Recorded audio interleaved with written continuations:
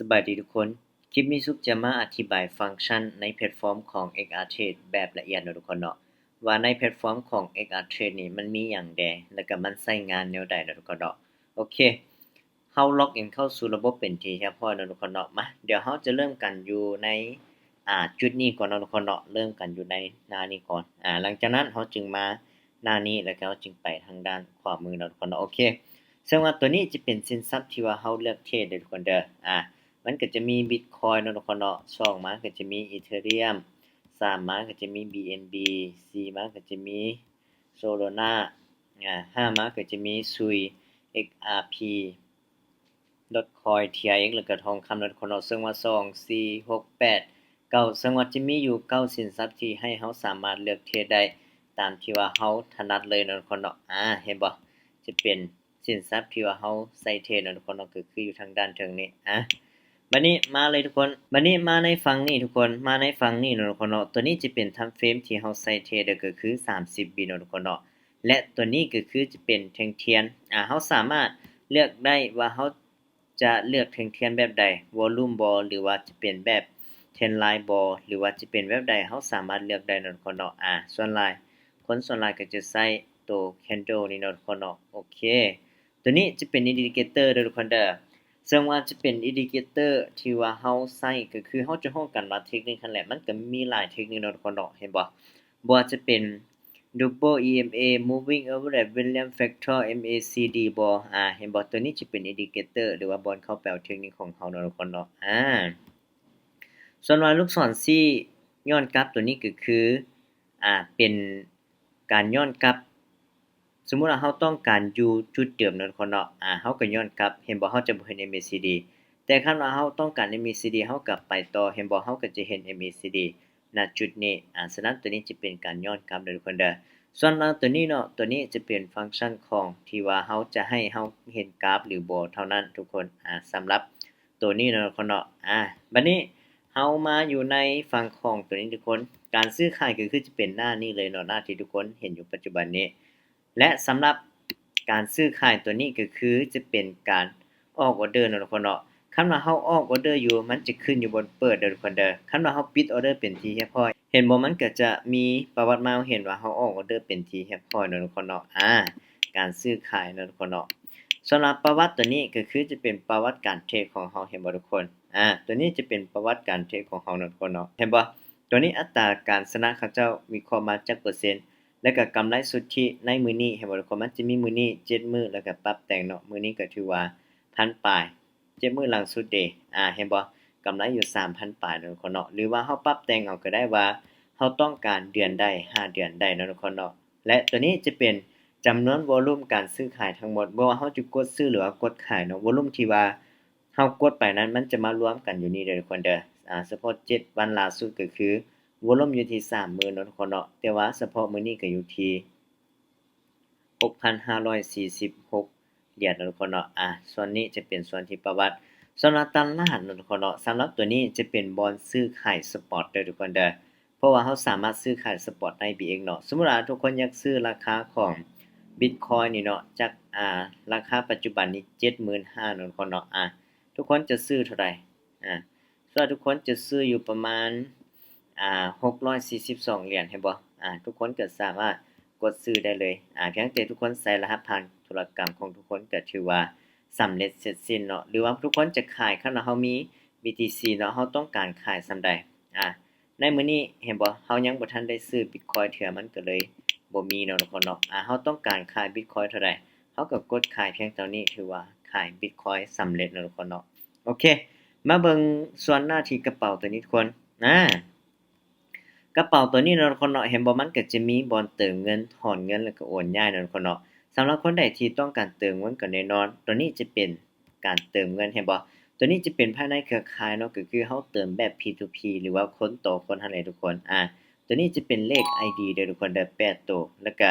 เราสามารถเอา QR ไปสแกนก็ได้คือกันฉะนั้นตัวนี้เครือข่ายคริปโตเนาะทุกคนเนาะเราต้องได้ยืนยันก่อน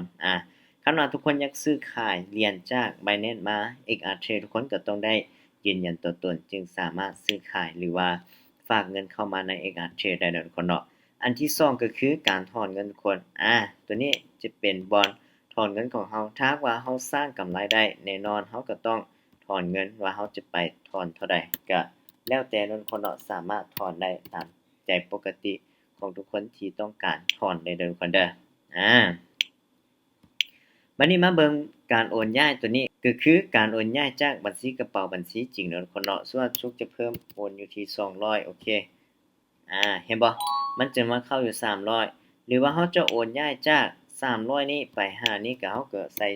300แล้วก็โอนย้ายเนาะทุกคนปึ๊บเห็นบ่เงินมันก็จะไปอยู่ในกระเป๋าเลยสำหรับตัวนี้จะเป็นวิธีการโอนย้ายเนาะทุกคนเนาะสำหรับภาพรวมตัวนี้จะเป็นภาพรวมของสินทรัพย์เนาะทุกคนเนาะแล้วก็สินทรัพย์ของข้อยมีหยังแดเห็นบ่เฮามี USDT มันก็จะแสดงอยู่นี่ว่า 2,710 เหรียญเฮามี USDC มันก็แสดงอยู่นี่แต่ว่าอยู่ณตอนนี้ซุกบ่มีเหรียญอื่นแล้วเนาะมีแต่ USDT ทุกคนบัดนี้เฮาต้องการ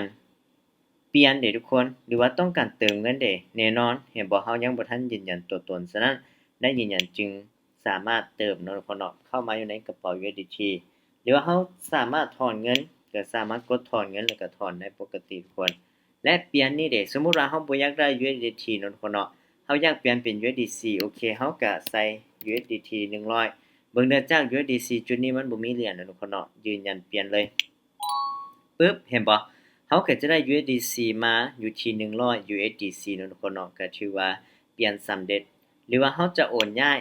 เห็นบ่ก็คือโอนย้ายคือบัญชีจริงกับบัญชีกระเป๋าของเฮาเลยเนาะทุกคนเนาะสำหรับตัวนี้จะเป็นวิธีการ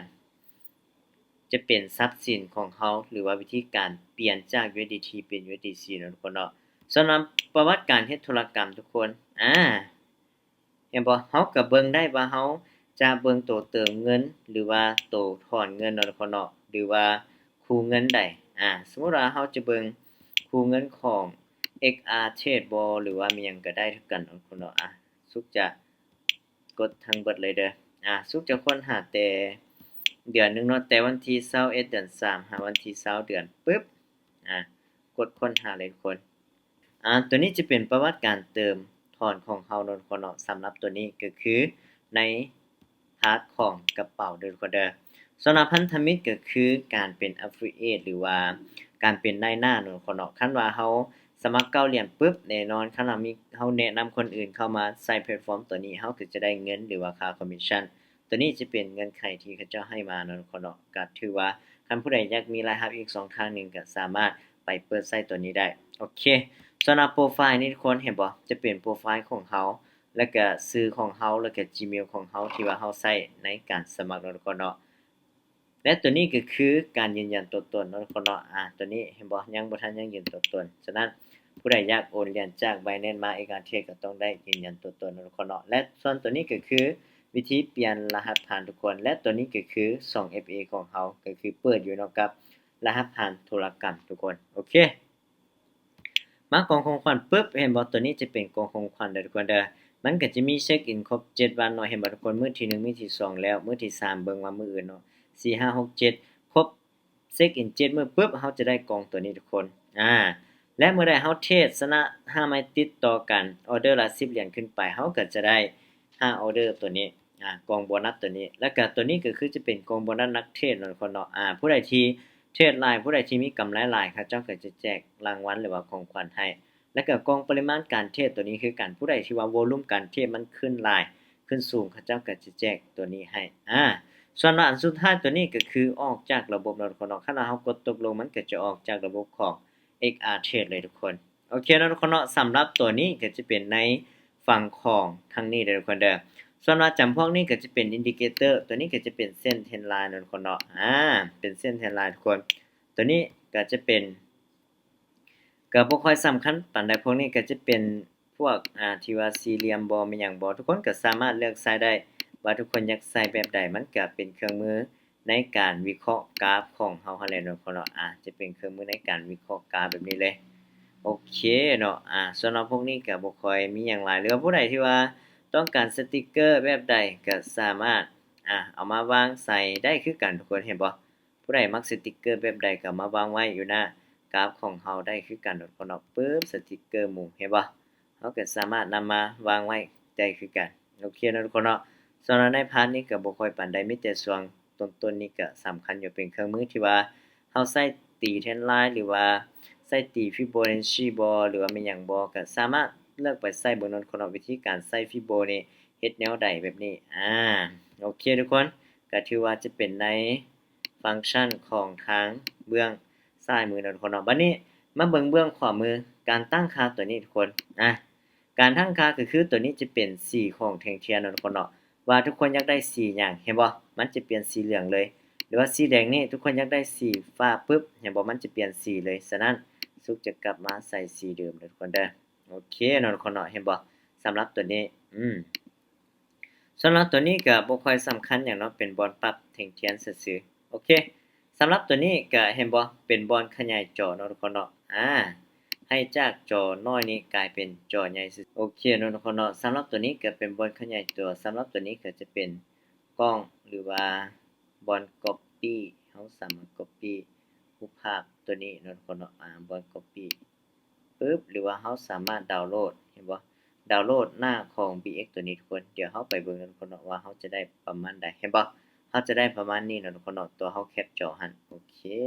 เห็นบ่ทุกคนสามารถดาวน์โหลดทุกคนสามารถ Copy หรือว่าส่งลิงก์ไปได้เลยทุกคนโอเคเนาะทุกคนเนาะส่วนในส่วนนี้ก็คือโปรไฟล์เฮาอธิบายไปแล้วมันอยากคือกับตัวนี้เนาะทุกคนเห็นบ่อยู่จุดนี้เลยโอเคทุกคนสำหรับตัวนี้ก็จะเป็นการโอนเข้าบัญชีของเฮาจากกระเป๋าเนาะทุกคนเอามาหาบัญชีจริงเพื่อเฮาจะมาเทรดสร้างกำไรโอเคเห็นบ่ทุกคนโอเคเนาะทุกคนเนาะและมันก็มีบัญชีเดโมที่ให้เฮาฝึกเทรดคือกันทุกคนสำหรับบัญชีเดโมเนาะทุกคนเนาะผู้ใดที่เข้ามามือใหม่ยังบ่มีประสบการณ์ก็สามารถใช้บัญชีเดโมในการฝึกได้สำหรับการตั้งค่าตัวนี้ทุกคนสามารถเปลี่ยนเป็นภาษาอังกฤษเปลี่ยนเป็นภาษาไทยและเปลี่ยนเป็นภาษาจีนโอเคเนาะทุกคนเนาะหรือว่าผู้ใดที่ว่าอยากให้มีเสียงเวลาเฮาวินตริงๆก็สามารถใช้ตัวนี้ได้ทุกคน